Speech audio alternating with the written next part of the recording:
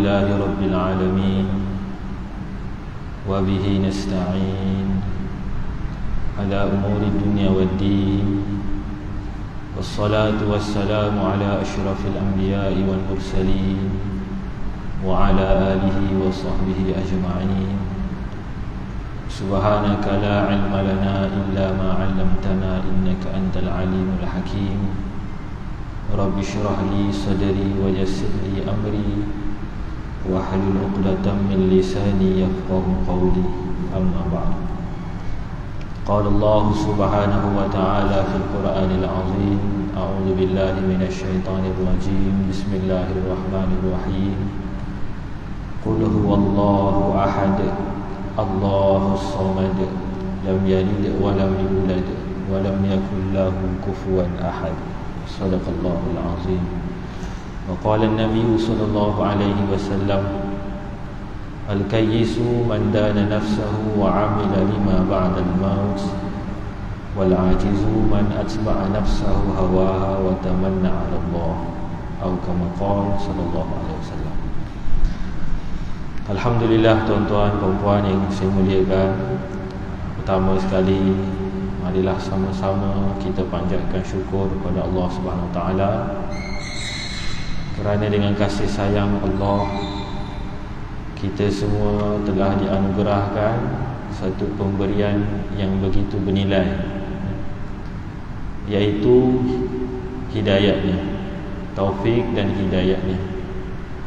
Dengan perantaraan taufik dan hidayat Allah inilah kita dapat datang ke masjid, ke rumah Allah ini, dapat tunaikan perintahnya, solat, bahkan apa juga kebaikan, daripada sekecil-kecil kebaikan sehingga ke sebesar-besar kebaikan, kebaikan yang mudah sekalipun sehingga kebaikan yang sukar untuk kita lakukan, semuanya kita dapat laksanakan semata-mata apabila kita diberikan taufik hidayah. Jadi kerana itulah perkara pertama yang sepatutnya timbul dari hati kita setelah kita dapat hidayat melakukan amalan ini, perkara pertama yang timbul dari hati kita sepatutnya ialah rasa syukur, kerana Allah beri kesempatan kepada kita. Tetapi malang ataupun perkara yang tak sepatutnya apabila kita dapat melakukan amalan, lahir timbul dari hati kita rasa hebat diri kita, ataupun kita panggil dengan istilah ujub. Kita rasa diri kita hebat, kita rasa diri kita baik daripada orang lain. Jadi perasaan ini kalau timbul amat-amat malang dan tak sepatutnya.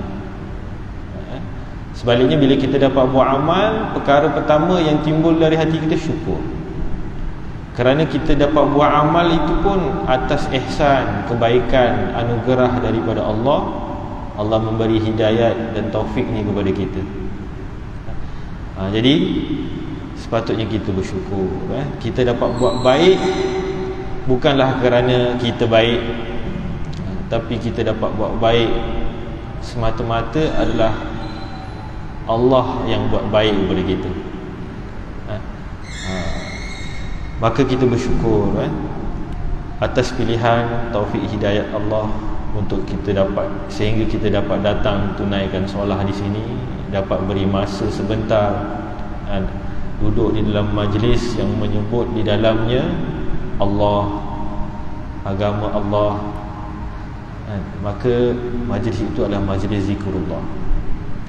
Apabila kita bersyukur, maka Allah SWT akan tambah lagi nikmat untuk kita. Jadi sekarang kita berada dalam kenikmatan ni, nikmat dapat berbuat amal. Ini pun satu nikmat. Bahkan ini nikmat yang sebenarnya. Kerana nikmat dapat buat amal ni kesan dia kekal sehingga akhirat. Adapun perkara-perkara keduniaan Walaupun kita panggil dia nikmat dan sememangnya dia pemberian dari Allah juga, tapi kesan dia terbatas di dunia ini saja. Jadi nikmat yang sebenar tu ialah dapat melakukan amalan. Jadi kita bersyukur, mudah-mudahan Allah sentiasa tambah nikmat, kesempatan melakukan amalan ni sehingga kita habiskan umur kita di dunia ini. Baik, alhamdulillah, pada kesempatan malam ini untuk kali pertamanya saya akan bermuzakarah, akan sama-sama kongsikan dengan tuan-tuan puan-puan pengajian menggunakan kitab Al-Kabair. Al-Kabair ini maknanya dosa-dosa besar. Dosa-dosa besar. Al-Kabair tu lafaz jamak, lafaz plural yang mufradnya daripada perkataan Al-Kabirah, dosa besar, dijamaknya Al-Kabair, dosa-dosa besar. Jadi kitab ini dikarang oleh Imam Zahabi. Mungkin semua kita maklum, pernah dengar ataupun kenal ulama terdahulu di kalangan ulama yang terawal lah, ulama terdahulu lah, Imam Zahabi.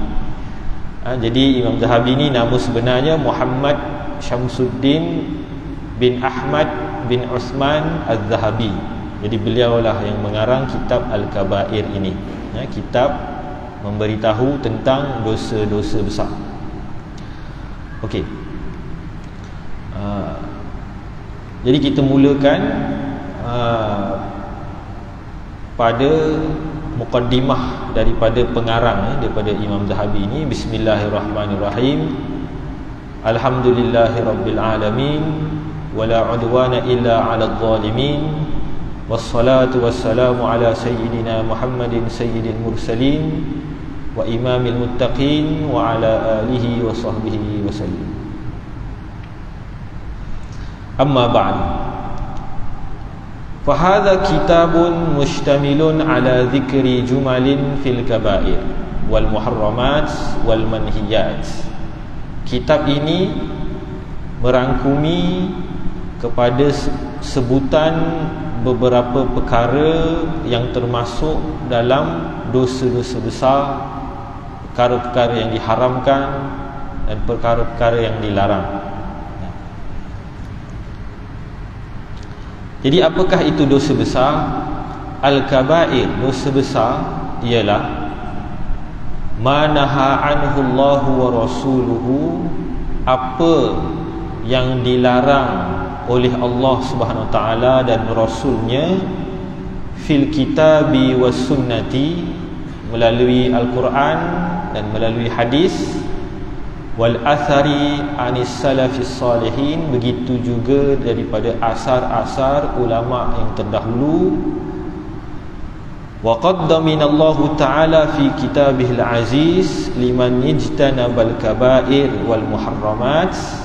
Allah Subhanahu wa taala memberi jaminan melalui kitabnya Al-Quran bagi orang yang menghindari, menjauhi dosa-dosa besar, wal muharramat, dan perkara-perkara yang dilarang, ayyukaffira anhu as-saghair minas sayyiat. Allah memberi jaminan untuk mengampunkan dosa-dosa kecilnya, dosa-dosa kecilnya. Jadi kenapa kita nak tahu tentang dosa besar? Itu menjadi satu persoalan. Persoalan ini jawapannya ada dalam ayat Al-Quran. Kenapa kita nak jauhi dosa besar? Dalam Al-Quran, Allah Subhanahu wa taala menyebut tentang perihal orang beriman. Perihal orang beriman. Orang beriman ni siapa? Orang beriman ni orang yang Allah sukai, Allah cintai lah. Yang orang yang Allah akan balas dengan syurga. Syurga ni untuk orang beriman. Sehingga kan kalau seorang itu dalam hati dia tidak ada iman, maka bukan syurga, bahkan bau syurga pun dia tak akan dapat. Takkan terhidu bau syurga pun. Sedangkan bau syurga dia dapat terhidu dari jarak yang begitu jauh daripada syurga.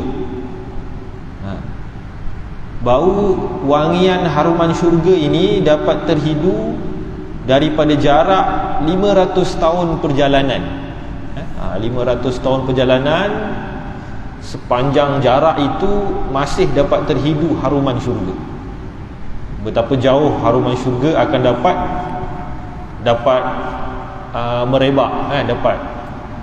Tapi orang yang tak ada iman, bukankah syurga, bahkan bau syurga pun dia tak dapat. Maknanya orang tak beriman ni lagi jauh, sangat jauh daripada syurga. Siapa? Orang yang tak beriman. Jadi orang beriman ni Allah ganjarinya dengan syurga. Walaupun iman yang dia bawa selepas mati sebesar zarah, sekecil zarah, tapi Allah akan balas untuk dia syurga yang luasnya, yang hebatnya 10 kali dunia ini. Ini untuk orang beriman. Jadi orang yang beriman ini sifatnya bagaimana? Allah ceritakan dalam Al-Quran. Antara sifat orang beriman macam-macam lah kita tahu. Ada satu surah tu memang surahnya pun surah orang beriman. Memang diceritakan sifat-sifat orang beriman. Salah satu sifat orang beriman ialah mempunyai sikap untuk menghindar diri dari dosa besar. Sikap orang beriman ni dia akan sentiasa hindarkan diri dia dari dosa besar. Ini sikap orang beriman, sifat orang beriman.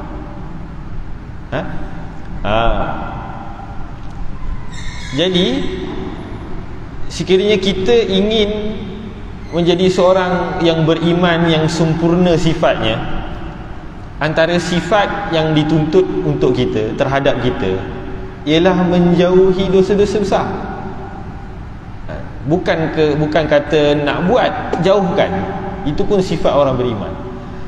Jadi macam mana kita nak jauhkan dosa besar kalau kita tak tahu apa itu dosa besar? Macam mana kita nak jauhkan diri kita dari dosa besar dalam keadaan kita tak tahu apakah itu dosa-dosa besar? Jadi kerana itu menjadi satu kelaziman ataupun kemestian untuk kita bersikap menjauhi diri dari dosa-dosa besar, untuk kita mengetahui apakah dosa-dosa besar. Allah sebut dalam Al-Quran, Allah sebut seperti yang saya bacakan tadi, Allah menjamin bagi orang yang suka menjauhkan dirinya dari dosa besar, Allah menjamin untuk Allah mengampunkan segala dosa-dosa kecil dia. Jadi itu antara kelebihan menjauhi dosa besar. Menjauhi dosa besar bukan sekadar dosa besar itu tidak akan terjerumus, bahkan dengan usaha menjauhi dosa besar, Allah ampunkan dosa-dosa kecil kita. Biasanya dosa-dosa kecil ini kita buat kadang-kadang tanpa kita sedari. Kadang-kadang macam-macam lah dosa kecil ni kan, kadang-kadang tanpa kita sedar. Jadi begitu juga Allah ampunkan dosa kecil. Dengan rahmat Allah, dosa kecil ini boleh terampun dengan mudah juga. Dengan amalan-amalan baik, dosa-dosa kecil terampun. Allah bagi tahu dalam Al-Quran, innal hasanat yudhibnas sayyiat. Kebaikan-kebaikan, amalan-amalan kebaikan, dia dapat menghapuskan dosa-dosa kecil. Jadi dosa-dosa kecil kadang-kadang dia terhapus dengan amalan-amalan baik kita. Dan begitu juga dosa kecil terampun dengan kita bersikap suka hindarkan dosa besar. Ini rahmat Allah. Besarnya rahmat Allah, kita ada sikap suka jauhi dosa besar pun Allah bagi ganjaran, Allah mengampunkan dosa-dosa kecil kita. Jadi Allah ada berfirman di dalam Al-Quran, in tajtanibu kaba'ira ma tunhauna anhu nukaffir ankum sayyi'atikum wa nudkhilkum mudkhalan karima. Ni ayat Quran. Apa terjemahan dia? Sekiranya kamu menjauhi, menghindari diri dari dosa-dosa besar, iaitu perkara yang aku larang, perkara yang dilarang kepada kamu, nescaya kami akan mengampunkan untuk kamu dosa-dosa kecil kamu, dan kami akan memasukkan kamu ke suatu tempat yang mulia, iaitu syurga. Jadi menghindari dosa besar, pertama Allah bagi keampunan terhadap dosa-dosa kecil. Yang keduanya Allah bagi syurga. Allah bagi syurga. Ini janji Allah, jaminan Allah Subhanahu Wa Taala bagi orang yang suka menghindarkan diri dari dosa-dosa besar. Jadi macam mana kita nak dapat sifat ni? Macam mana kita nak dapat sifat suka menghindari dosa besar ni? Nak dapat sifat ini, sikap ini, antaranya perlulah kita tahu apakah itu dosa-dosa besar. Mungkin kita ada keinginan nak menghindari dosa besar. Boleh jadi ada suatu perkara tu kita tak tahu dia dosa besar, kita pun langgar dia, buat, lakukannya dalam keadaan kita tak tahu itu dosa besar. Jadi walhasilnya dosa besar tu terjadi juga pada diri kita. Sebab apa? Sebab tak tahu. Jadi antara langkah untuk kita dapat hindar dosa besar ialah kita kena tahu apakah itu dosa besar. Selain kita perlu menguatkan, meningkatkan iman lah. Itu yang paling utama lah. Sebab iman, dengan adanya iman dalam hati kita inilah yang akan menggerakkan tubuh kita, semangat kita untuk melakukan amalan, untuk dapat menghindar daripada perkara-perkara yang tercela, daripada dorongan daripada dalam diri kita, iaitu iman. Itu perkara yang tidak dinafikan, itu perkara yang penting.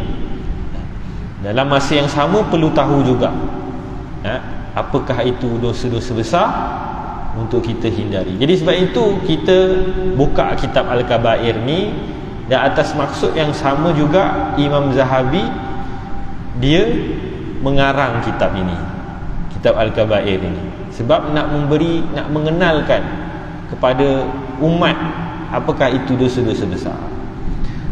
Dosa-dosa besar ni memang ada disebut dalam Quran, memang ada disebut dalam hadis, tapi dia tidak terhimpun, tidak terhimpun di dalam satu penulisan. Jadi sebab itu inisiatif ulama terdahulu menghimpunkan dosa-dosa besar ini di dalam satu penulisan, supaya dapat kita kenal, dapat kita faham apakah itu dosa-dosa besar. Wa qala Allah Ta'ala, Allah Subhanahu Wa Ta'ala juga berfirman, walladzina yajtanibuna kaba'iral itsm wal fawahish wa idza ma ghadibu hum yaghfirun. Ini pun ayat Quran Allah ceritakan tentang perihal orang beriman juga. Orang beriman ini ialah orang-orang yang mereka suka menjauhi diri daripada dosa-dosa besar dan perkara-perkara keji. Ini sikap orang beriman. Dia akan menjauhi diri dia daripada dosa besar dan perkara keji, dan apabila mereka marah, mereka akan memaafkan. Ini sikap orang beriman. Dan Allah Subhanahu Wa Taala berfirman lagi dalam ayat yang lain, alladzina yajtanibuna kaba'iral itsmi wal fawahish illa al-lamam inna rabbaka wasi'ul maghfirah. Orang beriman ini ialah orang yang menjauhi dirinya dari dosa-dosa besar dan segala perkara yang jelek, yang keji, illa al-lamam, kecuali perkara-perkara yang tersilap, yang tak disengajakan, yang tersilap. Itu saja. Jadi tak mungkin dalam diri orang beriman ni dia melakukan dosa tu dengan sengaja. Tersilap boleh jadi, Dan Allah Subhanahu Wa Taala itu amat luas pengampunannya. Jadi daripada beberapa ayat Quran ini kita faham bahawa sikap orang beriman menjauhi dosa besar, maka kita perlu mengetahui apakah dosa-dosa besar supaya kita dapat jauhinya. Dan di dalam kitab ini Imam Zahabi menghimpunkan dosa-dosa besar melalui Al-Quran dan hadis sehingga mencecah bilangan 70 dosa besar. Ini mengikut ijtihad Imam Zahabi lah. Dan sebenarnya kitab yang menghimpunkan, yang membicarakan dosa-dosa besar ini bukan Imam Zahabi seorang je yang karang, ramai ulama yang karang, sehingga mencecah 60 lebih kitab yang membicarakan tentang dosa-dosa ni, terutamanya dosa-dosa besar. Cuma yang paling, yang di antara yang terawal mengarang kitab ini berkenaan dosa-dosa besar ini ialah Imam Zahabi ini. Jadi menurut ijtihad beliau, daripada pengamatan Al-Quran dan hadis, dosa besar mencecah 70 lah. Dan sebab itu kalau kita lihat karangan imam-imam yang lain, mungkin bilangan tu lain, bilangan tu lain mengikut ijtihad ataupun penilaian pengamatan masing-masing. Dan di situ juga melalui ayat Quran itu juga kita dapat ketahui bahawa dosa ada dua, satu dosa besar, satu dosa kecil. Berdasarkan ayat Quran tadi, yang Allah janji siapa yang menghindari dirinya dari dosa besar, Allah akan ampunkan dosa-dosa kecil dia. Jadi daripada ayat Quran ini jelas dosa ada dua, satu dosa kecil, satu dosa besar. Dalam Al-Quran apabila disebut sayyiat, biasanya dia mengertikan dosa kecil, dia diertikan sebagai dosa kecil. Walau bagaimanapun, ada ulama yang mengatakan tidak ada pembahagian dosa kecil dan dosa besar, bahkan semua dosa adalah besar bagi mengikut sebahagian ulama. Semua dosa adalah besar. Dan mereka merasakan memanggil sesuatu dosa sebagai kecil adalah satu sikap acuh tak acuh terhadap dosa.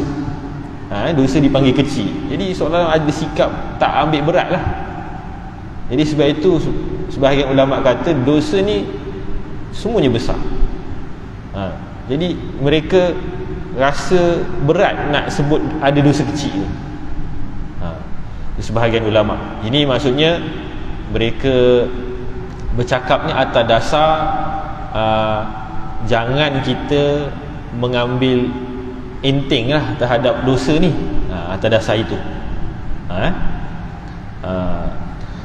Tetapi mengikut jumhur ulama ada dosa besar dan ada dosa kecil berdasarkan ayat Quran tadi. Dan bagaimanakah sesuatu dosa itu dikira sebagai dosa besar? Kita bagi satu konsep asas dulu. Nanti kita akan sebut satu persatu dosa besarnya apa. Ada syirik, ada membunuh, ada meninggalkan solat, ada macam-macam lagi dosa besar. Itu dari segi satu persatu dosa itu. Cuma bagaimanakah konsep umum untuk mengetahui sesuatu perbuatan itu dosa besar? Maka untuk mengetahui sesuatu perbuatan itu dosa besar, dia kena ada salah satu daripada 4 sifat. Salah satu daripada 4 sifat, 4 piawaian yang akan menyebabkan perbuatan itu dikira berdosa besar. Pertama, apabila perbuatan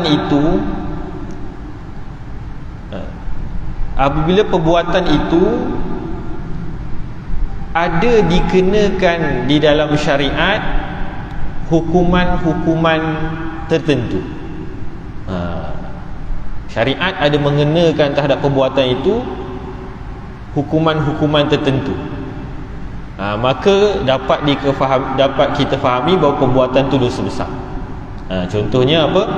Contohnya macam zina, kan? Zina, hukuman yang syariat tetapkan, antaranya ialah kalau dah berkahwin rejam, kan? Kalau belum berkahwin sebat, ataupun membunuh, ataupun mencuri. Jadi ada hukuman yang syariat tetapkan.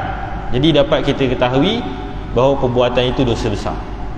Jadi itu pertama.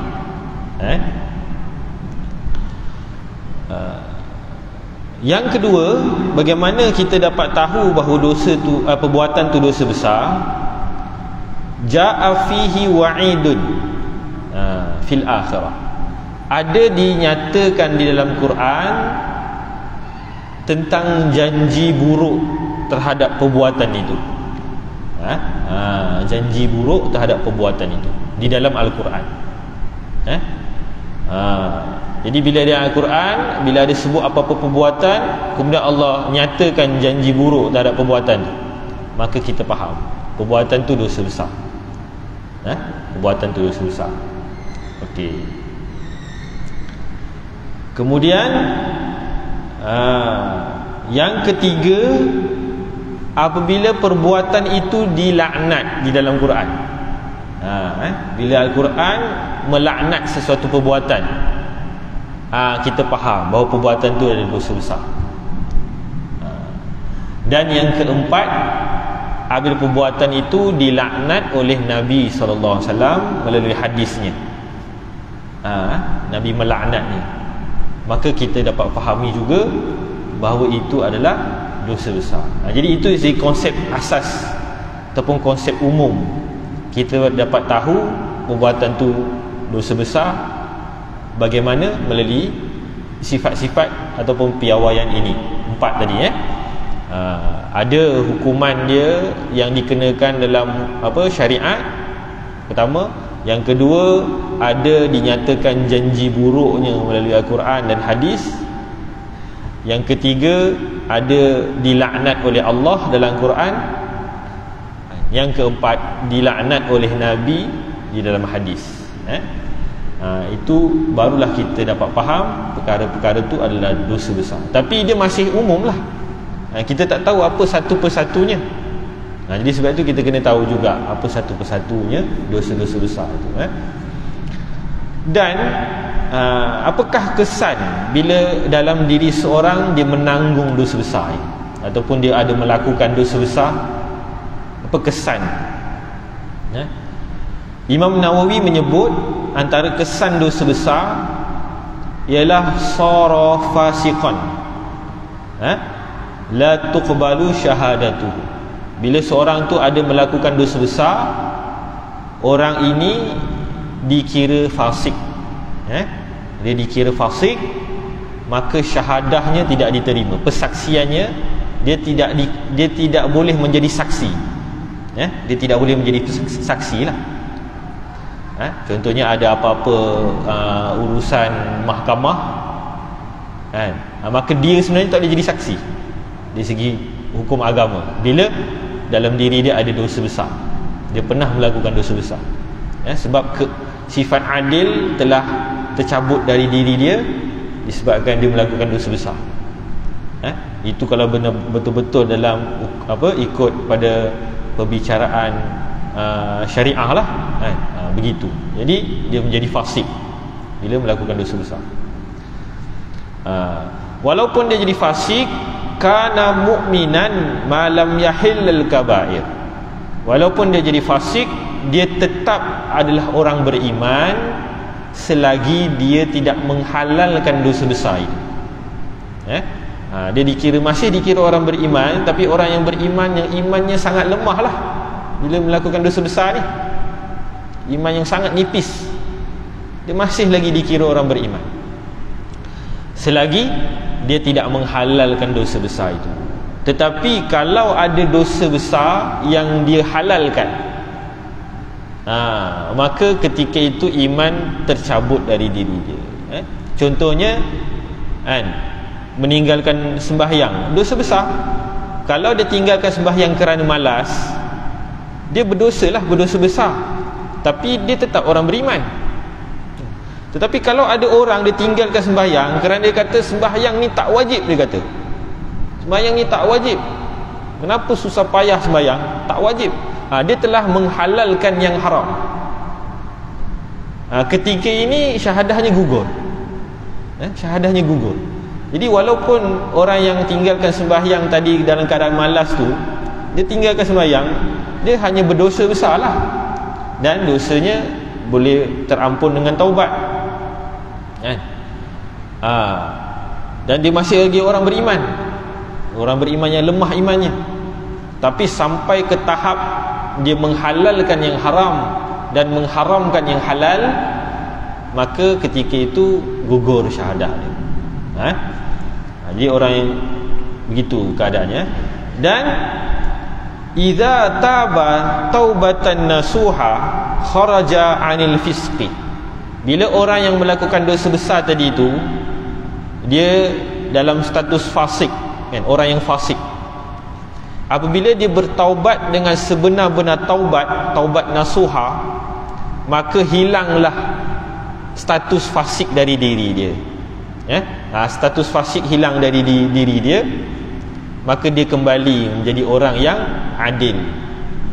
Adil, maka sebahagian ulama mengatakan dia sudah boleh menjadi saksi atas apa-apa urusan, boleh jadi saksi dah, sebab fasiknya dah hilang. Itu kesan-kesan dosa besar di dunia. Kesan dosa besar di dunia. Kalau kesan dosa besar di akhirat, itu kita akan bincang satu persatu nanti. Ada yang disiksa dengan siksaan-siksaan yang khusus, berdasarkan dosa-dosa dia. Itu di akhirat. Yang saya bicarakan ni kesannya di dunia. Jadi sebab itu kita kena bertaubat lah. Kita kena sering bertaubat. Dan apabila orang yang melakukan dosa besar tadi, dia mati tak sempat bertaubat, dia mati dalam keadaan menanggung dosa besar, tak sempat bertaubat, maka macam mana dia dekat akhirat? Fa amruhu ilallah, maka urusan dia akan terserah 100% kepada Allah. Kalau mengikut kaedah, orang yang mati membawa dosa besar tak bertaubat, dia akan dimasukkan ke neraka lah untuk dibalas dosa-dosa besar dia. Tapi disebabkan dia masih orang beriman, dia dimasukkan dalam neraka tu dalam satu jangka masa sahaja. Tapi jangka masa tu akan lama lah, akan lama. Sehari di akhirat ibarat 1000 tahun di dunia, kan? Jadi tempoh tu pasti akan lama, sehingga kan meninggalkan satu sembahyang dengan sengaja sahaja, dia akan duduk dalam neraka selama satu hukuk dalam neraka. Kalau tinggalkan sembahyang dengan sengaja, satu hukuk tu berapa lama? 8,000 tahun. 8,000 tahun menurut sebahagian ulama terangkan. Lama. Jadi bila seorang itu dia mati dalam keadaan tak sempat taubat terhadap dosa besar dia, maka urusannya terserah kepada Allah. Mengikut kaedah, dosa besarnya akan dibalas dalam neraka. Dia akan masuk neraka dulu dalam satu jangka masa. Lepas dah selesai, dia dibersihkan atas dosa-dosa dia, barulah akhir sekali dia akan dikeluarkan dari neraka dan dimasukkan dalam syurga. Maksudnya orang beriman dia pasti akan masuk syurga juga pada akhirnya. Tapi masuk neraka jangka masa lama tu tak tahu, mengikut pada dosa dia. Dan Allah juga boleh ampunkan dia dari awal lagi. Walaupun orang tu tak bertaubat, Allah boleh ampunkan dia. Allah ampunkan dia, maka dia dapat masuk syurga terus tanpa memasuki neraka. Maka orang yang mati tidak bertaubat ini, dia urusannya terserah kepada Allah. Sama ada dia masukkan neraka dulu ataupun Allah ampunkan terus. Jadi kita tak tahu macam mana nasib setiap daripada kita. Jadi sebab itu kita kena bertaubat. Kita semua adalah orang yang melakukan dosa, kan? Nabi bagi tahu kullu bani Adam khatta'un. Setiap anak Adam ini dia melakukan kesalahan. Wa khairul khatta'ina tawwabun. Sebaik-baik orang yang melakukan dosa ialah yang bertaubat. Orang yang melakukan dosa pun ada yang terbaik, kan? Kalau kita nak tanya teka-teki, siapakah orang yang melakukan dosa yang terbaik sekali? Ada ke yang melakukan dosa yang terbaik, kan? Ada. Nabi sendiri kata khairul khatta'ina tawwabun. Sebaik-baik orang yang melakukan dosa ialah orang yang bertaubat. Maka kita akan bertaubat. Sebab kita tak tahu nasib kita ke akhirat bagaimana, dan kita memahami bahawa diri kita ini manusia, sering melakukan kesalahan, sering melakukan dosa, maka kita kena bertaubat. Orang beriman, dia takkan senang bila dalam diri dia ada dosa. Dia akan gelisah bila dalam diri dia ada dosa. Dan gelisah itu akan hilang bila dia bertaubat, bila dia beristighfar. Nabi SAW beritahu dalam Quran dan dalam hadis, tuba liman wajada fi sahifatihi istighfaran katsira. Beruntunglah orang yang mendapati di dalam buku amalan dia itu terdapat istighfar yang banyak. Beruntung orang ni. Maka kita istighfar banyak-banyak, kita kena taubat.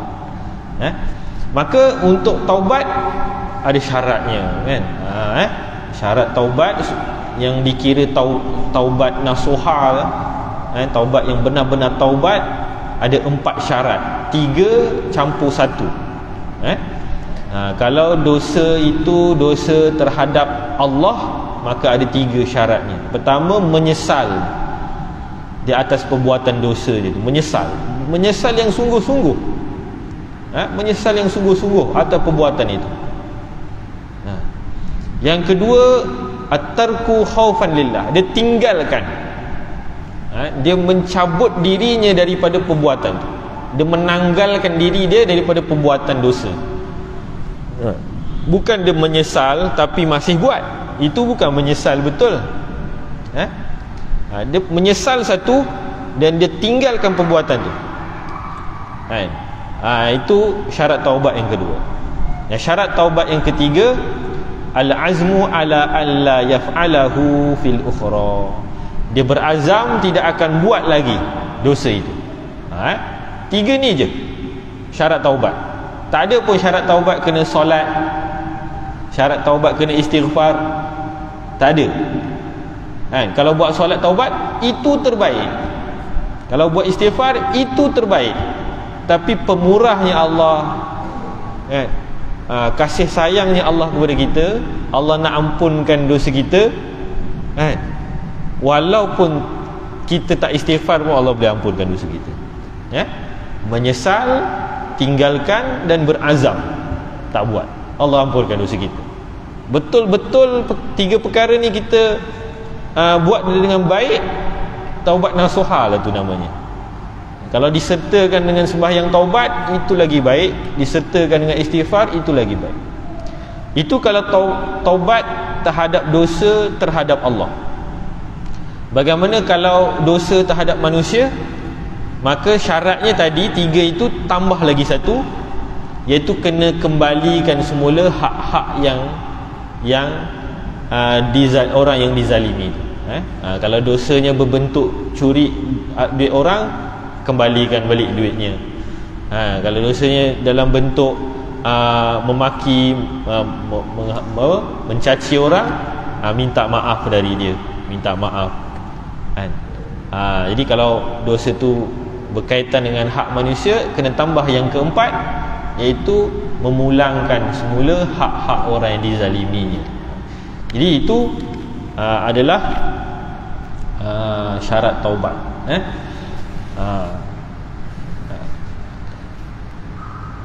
Jadi kita sebagai orang beriman, maka kita tak seharusnya membiarkan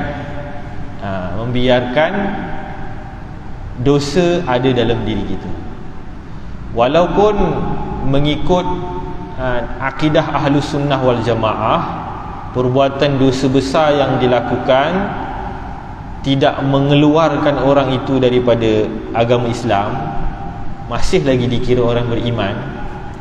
Tapi bukanlah itu lesen untuk kita suka berbuat dosa besar. Bahkan dosa kecil pun, dosa kecil yang dilakukan berterusan, dosa kecil yang dilakukan secara berterusan, dia dikira seperti satu dosa besar. Al-israru ala sarairi hukmuhu hukmu murtakibil kabirati al-wahidati. Orang yang berterusan melakukan dosa-dosa kecil, hukum dia seperti hukum orang yang melakukan satu dosa besar. Jadi kita kena sering bertaubat. Nabi SAW insan yang maksum, yang tak melakukan dosa, yang terpelihara daripada dosa. Dalam keadaan begitu pun Nabi ajarkan, Nabi setiap hari melakukan istighfar, 70 kali istighfar, sehingga 100 kali istighfar. Sedangkan Nabi tak ada dosa. Kerana apa Nabi buat begitu? Nabi nak ajarkan kepada umat dia untuk ambil berat urusan dosa, untuk selalu bertaubat.